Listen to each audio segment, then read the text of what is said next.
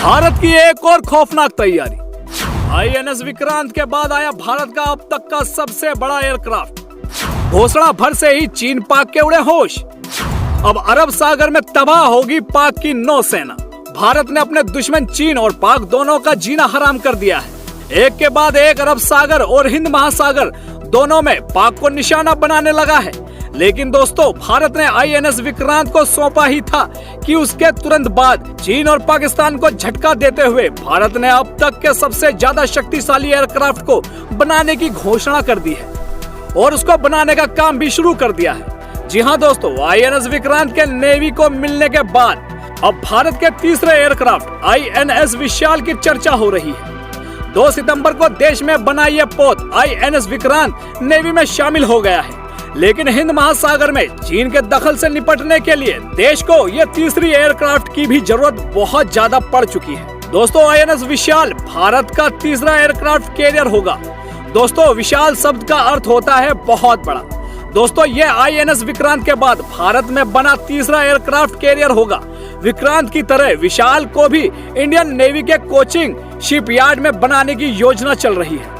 दोस्तों, आईएनएस विशाल की क्या खासियत होगी, कैसे यह चीन के 2 पूर्व एयरक्राफ्ट कैरियर पी योनिंग और शांगटोंग से कितना बड़ा और भारी है, ये सब मैं आपको बताऊंगा, तो इसलिए वीडियो में अंत तक जरूर बने रहिएगा। दोस्तों, भारत के तीसरे एयरक्राफ्ट कैरियर आईएनएस विशाल का 65,000 टन वजनी होने की उम्मीद है, यानी कि भारत का यह सबसे बड़ा एयरक्राफ्ट होगा।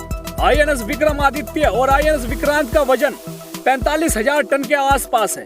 आईएनएस विक्रांत पर 55 फाइटर प्लेन तैनात हो सकते हैं। आईएनएस विक्रमादित्य पर करीब 35 से 30 फाइटर प्लेन तैनात हो सकते हैं। अब दोस्तों, भारत के पास 2 aircraft carrier INS Vikrant Aditya और आईएनएस विक्रांत है। 2 सितंबर को इंडियन नेवी में शामिल आईएनएस विक्रांत देश का पहला और सबसे बड़ा एयरक्राफ्ट कैरियर है। विक्रांत से पहले भारत के पास आईएनएस विक्रमादित्य के रूप में एकमात्र एयरक्राफ्ट कैरियर के रूप में था। विक्रमादित्य को रूसी प्लेट के रूप में तैयार किया गया था। वैसे 2012 में आईएनएस विशाल के डिजाइन का काम नेवी की डिजाइन ब्यूरो ने शुरू कर दिया था। लेकिन दोस्तों, आइए जानते हैं आईएनएस विशाल को बनाने की प्रक्रिया कब से चल रही थी। तो दोस्तों, शुरू में नेवी की योजना नेवी की डिजाइन के लिए किसी देश की मदद लेने की नहीं थी। हालांकि बाद में रूसी एयरक्राफ्ट की मदद लेने का फैसला किया गया। रिपोर्ट के मुताबिक नेवी में 2013 में आईएनएस विशाल पर इलेक्ट्रोमैग्नेटिक एयरक्राफ्ट लॉन्च सिस्टम यानी कि EMALS लगाने के लिए अमेरिकी सरकार से संपर्क किया। 2015 में ओबामा के राष्ट्रपति रहने के दौरान अमेरिका ने कहा था कि वो भारत को EMALS और अन्य टेक्नोलॉजी बेचने के पक्ष में है। और 2015 में ही आईएनएस विशाल की डिजाइन के लिए नेवी ने 4 देश ब्रिटेन, फ्रांस, अमेरिका और रूस के डिफेंस कंपनियों से संपर्क साधा।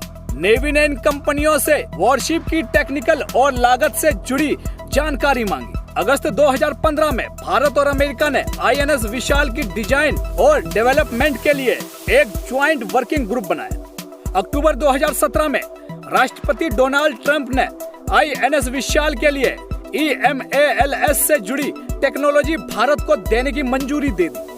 दोस्तों, दिसंबर 2018 में नेवी चीफ सुनील लांबा ने कहा था कि आईएनएस विशाल की योजना पर काम आगे बढ़ चुका है और जहाज का काम अगले 3 सालों में शुरू होने की संभावना है।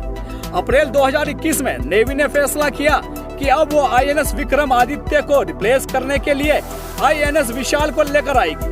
नवंबर 2021 में नेवी ने आईएनएस विशाल में थोड़े बदलाव लाने के विषय में चर्चा की। दोस्तों, आपको हमारी ये वीडियो कैसी लगी कमेंट बॉक्स में जय हिंद जरूर लिखें और वीडियो को शेयर जरूर।